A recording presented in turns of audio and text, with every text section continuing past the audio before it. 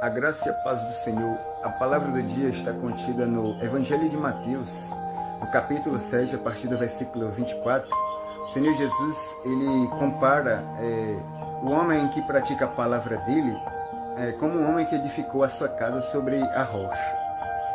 Veio uma grande tempestade contra aquela casa e ela não caiu, porque estava edificada sobre a rocha, Ou seja, veio ventos, veio água e combateu contra aquela casa e ela não caiu porque estava edificada sobre a rocha.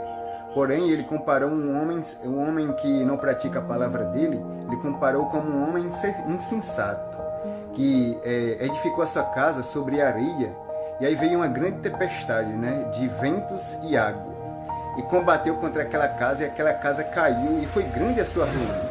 Ou seja, ele comparou o homem que não pratica a palavra dele, um homem sensato, ou seja, que edificou a sua casa, sobre a areia, ou seja, sem nenhum alicerce, sem nada para aquela casa ali permanecer de pé, quando vier uma tempestade, ventos e água, Ou seja, aquela casa não tem firmeza, Ou seja, ele comparou um homem que não pratica a palavra dele como um homem sensato, que edificou a sua casa sobre a areia. E veio uma grande tempestade, de ventos e água, e combateu contra aquela casa, e foi grande a sua ruína. Mas, porém, aquele que pratica a sua palavra, ele comparou como um homem, ele comparou como um homem que edificou a sua casa sobre a rocha, que veio uma grande tempestade de águas e ventos, ventos e água, combateu contra aquela casa, e ela não caiu porque estava edificada sobre a rocha.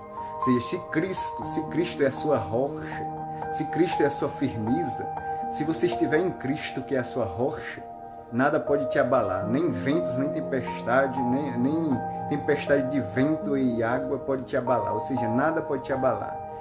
Como o Salmo 125 diz, O Salmo 125 diz, no versículo 1, fala que os que confiam no Senhor são como os montes de Sião, que não se abala, aquele que está sobre o monte de Sião, que não se abala, mas permanece firme para sempre, São como os montes de Sião, que não se abala, mas permanece firme para sempre. Ou seja, quem está em Cristo permanece firme para sempre. Ou seja, quem confia na palavra de Cristo. Esta é a palavra do dia, que Deus te abençoe.